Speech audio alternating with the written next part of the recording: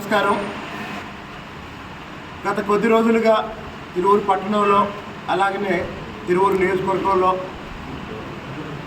దాదాపు ఉదయం 6 గంటల నుంచి అర్ధరాత్రి 12 గంటల వరకు నేను ప్రజల్లోనే తిరుగుతున్నాను.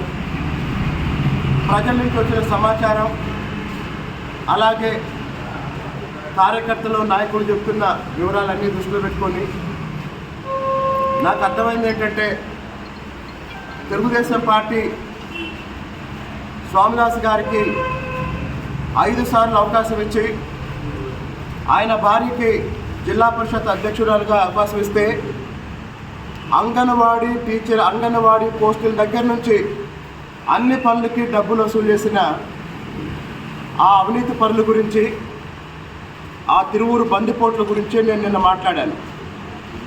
దానికి సమాధానంగా స్వామిదాస్ గారు ఈ పూట నాకేదో వార్నింగ్ ఇస్తున్నట్టు మాట్లాడాడు. నా వ్యక్తిగత జీవితం గురించి మాట్లాడాడు. ఈ సందర్భంగా చెప్తున్నాను, స్వామిదాస్ గారికి సుధారాణి గారికి మీ ఇద్దరికి ఛాలెంజ్ చేస్తున్నా. రేపు ఉదయం 11 గంటలకి మీకోసం బోసుబొమ్మ సెంటర్లో ఎదురు చూస్తాను. రేపు ఉదయం 11 గంటలకి నా బతుకేంటో మీరు చెప్పండి, మీ బతుకేంటో నేను చెప్తాను. తిరువూరు బందిపోటు దొంగలు స్వామిదాసుకి సుధారాణికి మళ్ళీ చెప్తున్నా, రేపు ఉదయం 11 గంటలకి బోసుబొమ్మ సెంటర్లో మీకోసం ఎదురు చూస్తూ ఉంటాను. మీ బతుకేంటో నేను చెప్తాను, నా బతుకేంటో మీరు చెప్పండి. ఒకవేళ మనిద్దరిలో ఎవరు అయోగ్యులో ప్రజలు నిర్ణయించుకుంటారు. నేను 24 గంటలు జనంలో తిరుగుతున్నాను. మీరు 10 వాట్సాప్ గ్రూపులు పెట్టుకొని నా గురించి రోజు నెగిటివ్ మెసేజ్లు పెట్టుకొని మీరు సంతోషపడితే అది మీ కర్మ. దమ్ముంటే జనంలోకి రండి. మీరు నేను కలిసి తిరుగుదాం రండి.